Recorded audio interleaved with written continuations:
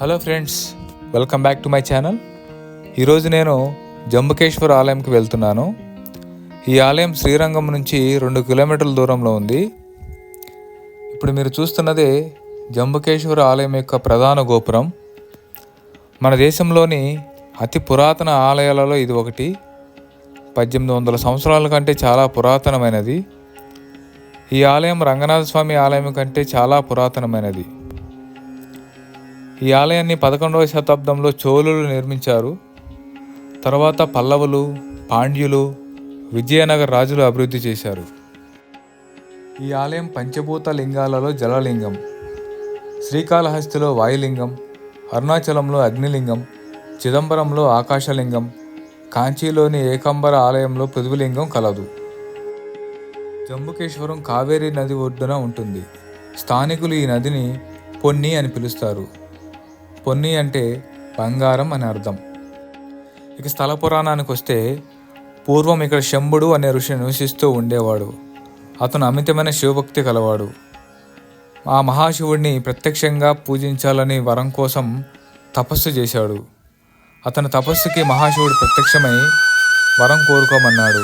దానికి పరమేశ్వర, నిన్ను ప్రత్యక్షంగా పూజించే వరం కావాలన్నాడు.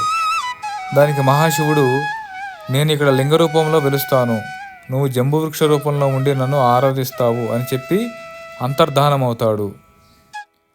ఇక్కడ జంబు వృక్షం అంటే తెల్ల నేరేడు. ఇక్కడ మరొక స్థల పురాణం కూడా ఉంది. ఇది ఇంచుమించు శ్రీకాళహస్తిలా ఉంటుంది. కైలాసంలో మాల్యవానుడు, పుష్పదంతుడు అనే గణాలు ఉండేవారు. వారు నిరంతరం గొడవ పడుతూ ఉండేవారు. వారి ప్రవర్తనకు విసుగు చెందిన మహాశివుడు మాల్యవానుడిని సాలెపురుగుగాను, పుష్పదంతుడిని ఏనుగుగాను భూలోకంలో జన్మించమని శపిస్తాడు.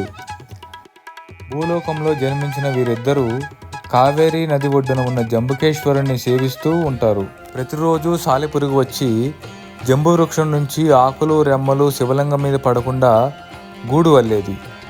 కొంత సమయం తర్వాత ఏనుగు వచ్చి ఎంగిలితో చేసిన దారంతో గూడు వెళ్ళిందని తన తొండంతో శుభ్రపరిచి నీటితో కడిగి రకరకాల పత్రి పూలతో పూజించేది. ఈ విధంగా ప్రతిరోజు జరిగేది. తాను పెట్టిన గూడిని ఏనుగు ప్రతిరోజు తొలగిస్తుందని కోపంతో ఏనుగు తొండంలోకి దూరి కుట్టడం ప్రారంభించింది. ఆ నొప్పిని భరించలేక ఏనుగు నేరేడు చెట్టుకి తొండం బాదుకోసాగింది. ఇద్దరూ మరణించారు. శాపవిమోచన పొంది ఇద్దరూ కైలాసానికి చేరారు. ఇది జంబుకేశ్వరం ఆలయం యొక్క స్థల పురాణం.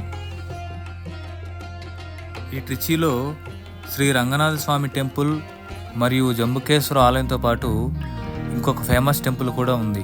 అదే ఉచ్చి పిల్లయార్ ఫోర్ట్ టెంపుల్. కాకపోతే ఈ ఆలయంకి వెళ్ళటానికి 400 మెట్లు ఎక్కాల్సి ఉంటుంది. సో దాని ప్రకారం మీరు ప్లాన్ చేసుకొని వెళ్ళండి. సో అది ఫ్రెండ్స్, ఇక్కడితో ఈ వీడియో సమాప్తం. మళ్ళీ ఒక వీడియోతో మీ ముందుకు వస్తాను. అంతవరకు సెలవు. టాటా, bye bye, see you. Thank you for watching.